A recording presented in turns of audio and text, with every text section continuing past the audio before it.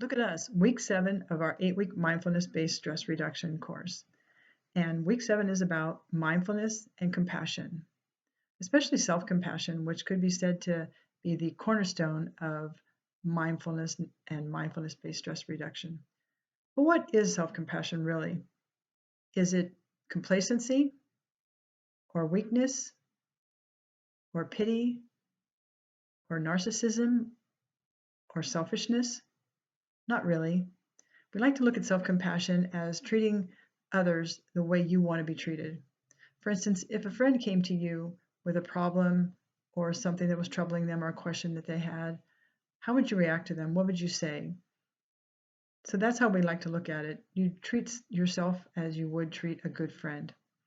And that is the basis for self-compassion. So the videos for this week are, the video is Overcoming Objections to Self-Compassion, and the reading is 5 Myths of Self-Compassion. Basically, the reading is a script for the video. So if you would rather watch the video, watch the video. If you would rather read the article, read the article.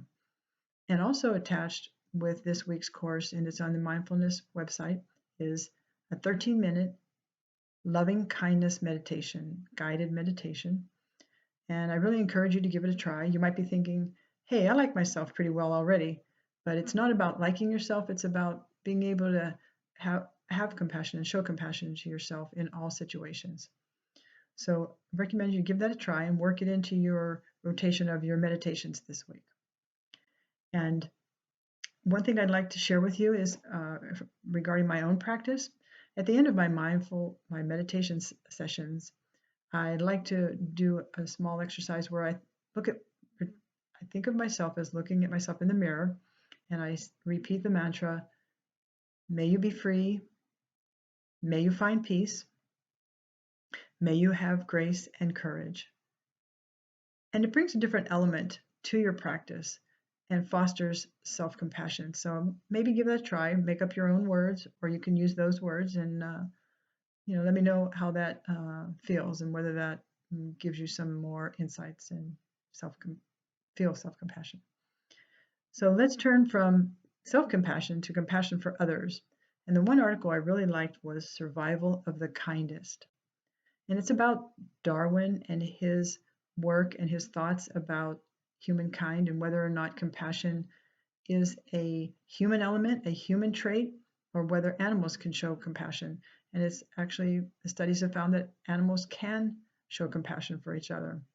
And it also talks about whether compassion is the same across cultures. And they're finding the same thing is true, that it doesn't matter the cultures. Humans have different levels of compassion for each other based on different situations. And the video along with this concept is, does mindfulness make you more compassionate? And the reading is How Mindfulness Cultivates Compassion. And again, the article is pretty much a script for the video. So read or watch as you choose. And I wanted to leave you with some food for thought. When you're out in public, if you would imagine that everyone has a caption bubble above their head, someone's caption bubble might say, just lost my job. Or another person's bubble might say, battling cancer. Or someone else's bubble would read, caring for my sick elderly parents.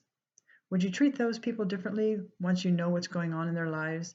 What would you say, or would you act differently or treat them differently? That's a little something I'd like to have you think about this week as well. And finally, there's a short video called Evolutionary Roots of Compassion. It's only 4 minutes, but what it brings is the science about meditation and mindfulness. And we're being shown that there's actual positive changes in the brain using science and techniques, hooking up people to functional MRIs and tracking them while they're meditating and practicing mindfulness.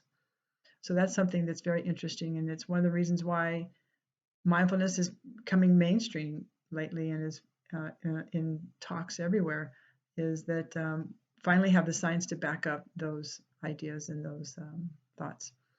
So there we have it. that's the lessons for this week in the readings.